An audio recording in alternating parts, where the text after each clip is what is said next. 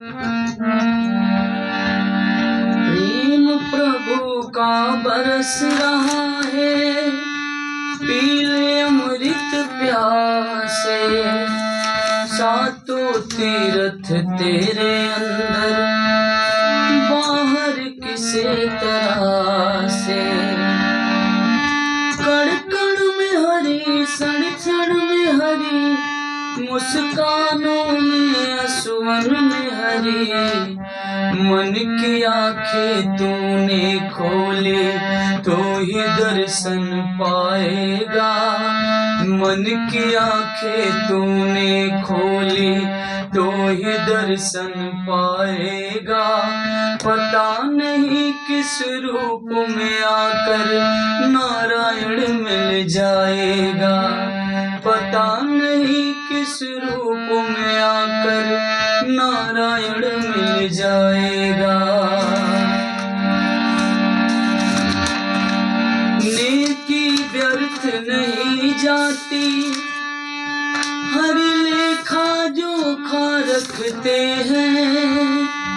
औरों को फूल दिए जिसने, उसके भी हाथ महकते हैं। कोई दीप मिले तो बाती बन, तू भी तो किसी का साथी बन। मन को मान सरोवर कर ले तो ही मोती पाएगा। पता नहीं किस रूप में आकर नारायण मिल जाएगा। पता नहीं किस रूप में आकर नारायण मिल जाएगा।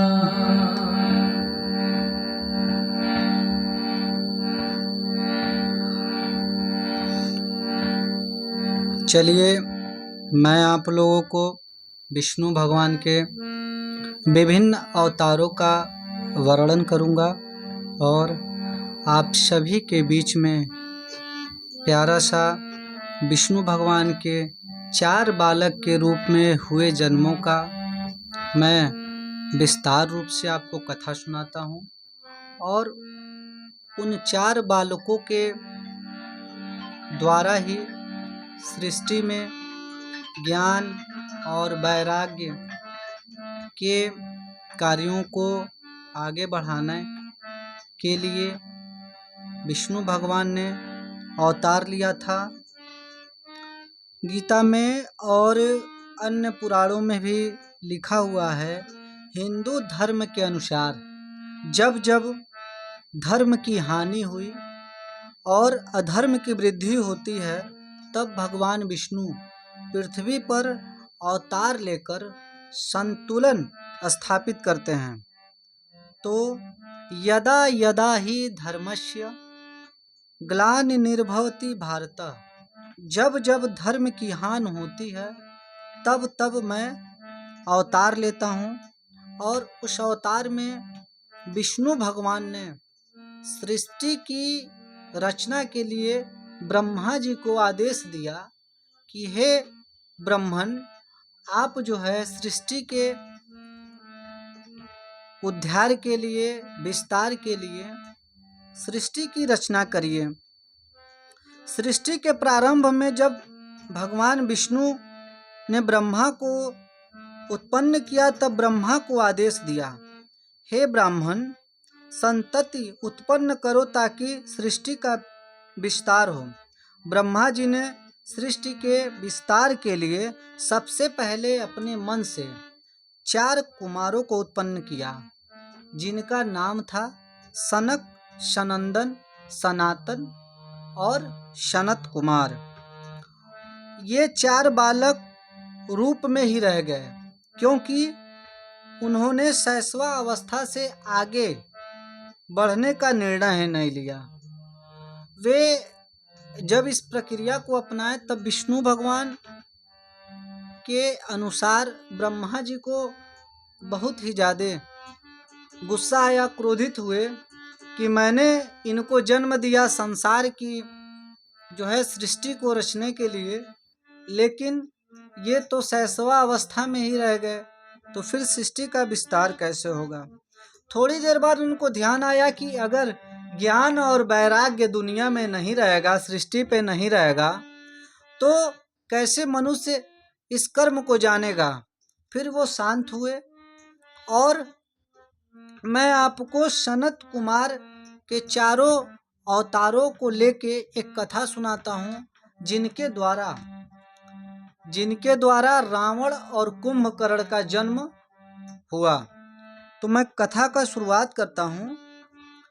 जब जय और विजय रूप में भगवान विष्णु के द्वारपाल के रूप में बैकुंठ में जय विजय जब वहाँ द्वारपाल बने हुए थे, तब विष्णु भगवान ने सोचा कि मैं इनका परीक्षा लूँ, और परीक्षा में ये निपुण निकलते हैं तो इनको निरंतर अपने सेवा के लिए बैकुंठ में रहने दूंगा।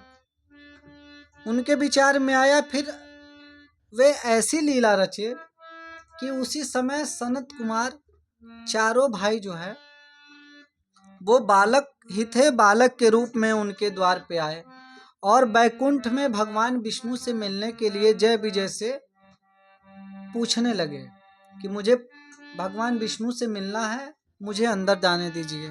बैकुंठ के द्वार पे ही जय विजय ने रोक लिया और उनको जो है बालक समझकर जाने ही नहीं दिया।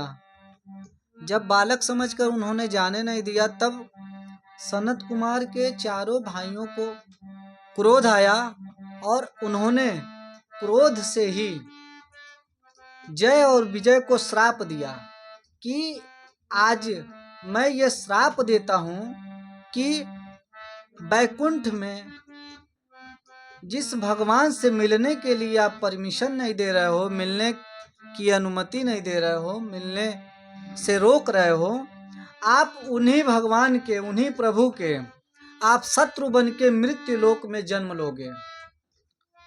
जैसे वो ये बात सुनते हैं तो उनको लगता है कि मैंने तो लग रहा है गलती कर दिया है, क्योंकि बालक के रूप में जन्म लिए तो वो विष्णु भगवान ही थे।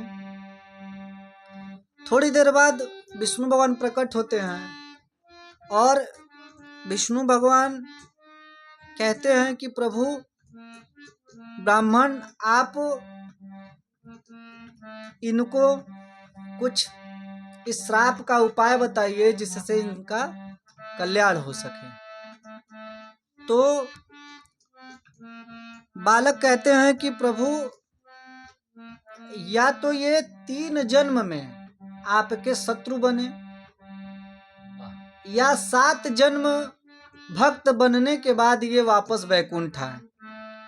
तब जय विजय ने निर्णय लिया कि नहीं, मैं 3 जन्म में भगवान के शत्रु बनना पसंद करूंगा, क्योंकि 7 जन्म तो बहुत ज्यादा हो जाएगा। 3 जन्म में अगर हम शत्रु बनेंगे तो 3 जन्म के बाद हम वापस बैकुंठ आके और भगवान विष्णु का सेवा कर सकते हैं।